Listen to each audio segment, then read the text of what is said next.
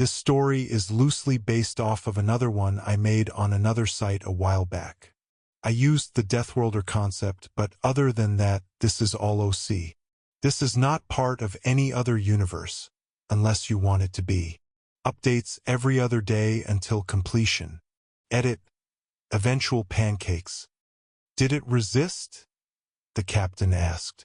It's a male, and as you already guessed, it's sentient, so no, he didn't resist, replied the ship's veterinarian, a Shocketh named Ginta from Vree. Captain Anticton rolled his eyes. He forgave the woman for her poor attitude. Her race of graceful two-armed, four-legged ungulates were a law-abiding sort of people. They could never be comfortable in the exotic animal and slave trade, even when their job was only to keep the merchandise alive and in good health. It was fortuitous, then, that she didn't have much of a choice, being merchandise herself. That wasn't to say that she was for sale, only that she wouldn't be for sale until a better veterinarian came along. A tiny whelp like that, he wouldn't have stood much chance. He must be smarter than he looks, the captain said with a chuckle. Be grateful to it. Since you don't need to patch it up, you can have the rest of the day to yourself, unless something come up. The short fur on her back, brown laced with white, lowered a bit.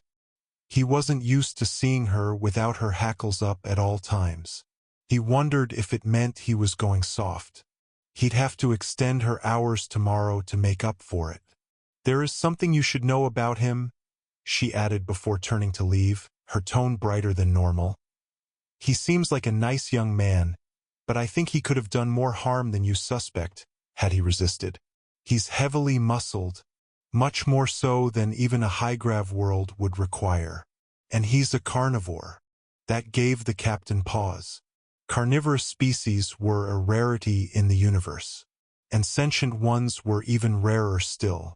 In fact, he couldn't think of a single intelligent species that routinely chose to eat the flesh of other creatures, except for one.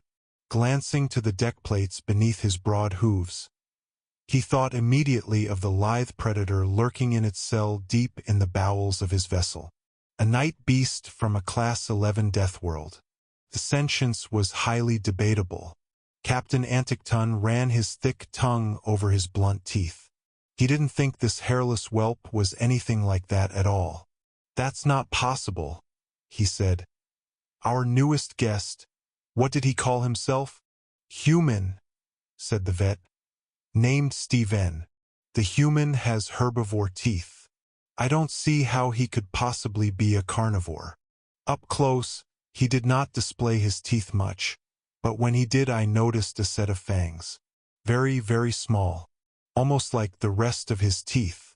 But there, she pointed to the space between her incisors and molars, 2 on the top, 2 on the bottom. Little fangs. Really? He didn't believe her. What else? Don't tell me you didn't notice the way it stares. Its 2 eyes. How do they make you feel?